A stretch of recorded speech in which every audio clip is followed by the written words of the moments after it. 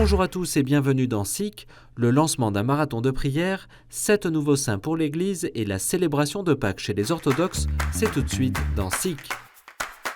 Lors de l'entrée dans le mois de Marie ce samedi 1er mai, le pape a lancé un marathon de prière qui se déroulera jusqu'à la fin du mois, avec pour intention la fin de la pandémie de coronavirus.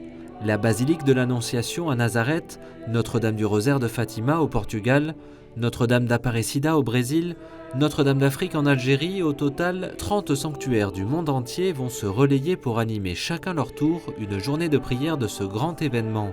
Pour la France, c'est le sanctuaire de Lourdes qui s'occupera d'animer la prière le 18 mai prochain.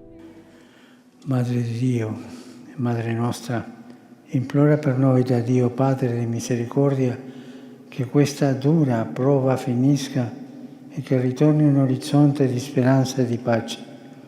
Come a Cana intervieni presso il tuo Figlio divino, chiedendogli di confortare le famiglie dei malati e delle vittime e di aprire il loro cuore alla fiducia. Vous pouvez suivre le marathon de prière tous les soirs en direct à 18h sur la chaîne YouTube et le compte Facebook de KTO et en différé sur KTO à 20h. 7 nouveaux saints pour l'Église. Ce lundi à 10h, le pape a présidé un consistoire ordinaire public au Vatican, au cours duquel il a officiellement validé les causes de canonisation de 7 bienheureux. Parmi eux, 2 prêtres français, Charles de Foucauld, prêtre ermite assassiné en Algérie et béatifié en 2005, et César de Bus, fondateur de la Congrégation des Pères de la Doctrine chrétienne.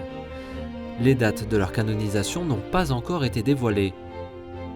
Hier, lors de la prière du Regina Coeli sur la place Saint-Pierre de Rome, le pape François a aussi appelé la foule à applaudir le docteur José Hernandez, un laïc béatifié vendredi à Caracas, au Venezuela. En ce temps de pandémie, il a invité les fidèles à invoquer le médecin des pauvres pour demander la grâce de réconciliation et plus de solidarité. Les chrétiens orthodoxes ont célébré Pâques dans la nuit de samedi à dimanche.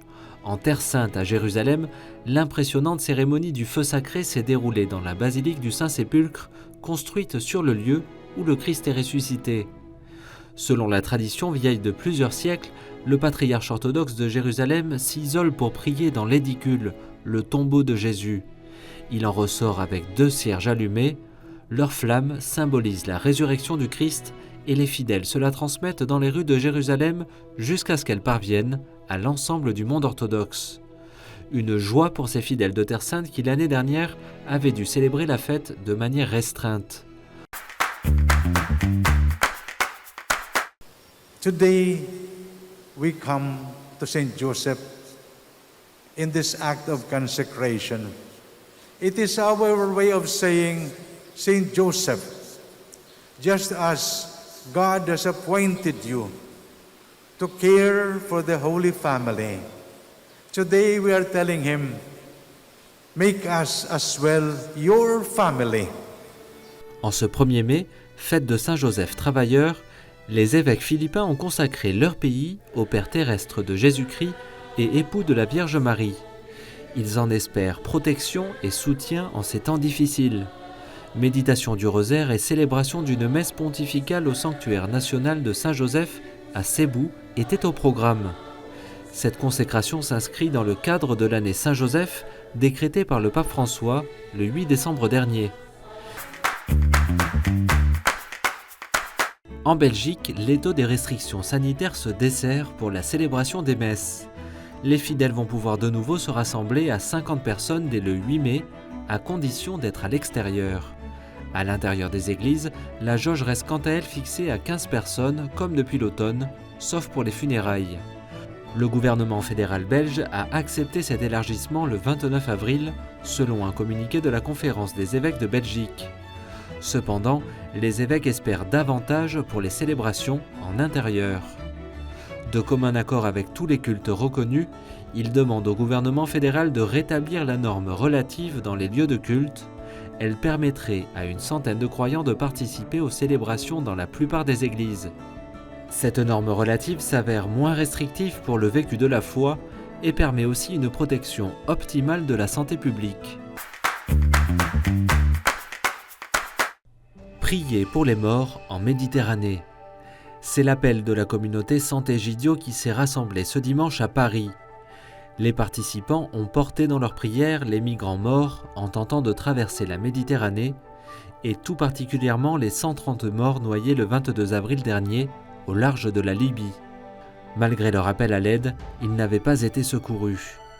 Le pape François avait réagi publiquement à cet énième naufrage, le qualifiant de moment de la honte.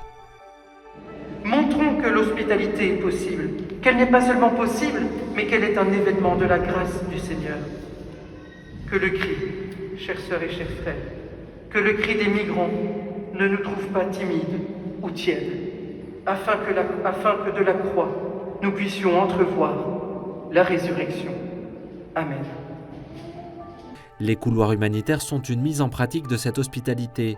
Cette voie de migration légale, initiée par Sant'Egidio en partenariat avec le gouvernement, a permis à des centaines de migrants d'éviter le voyage en Méditerranée depuis 2017. Fin mai, ce sont 2 nouvelles familles syriennes qui arriveront en France en toute sécurité.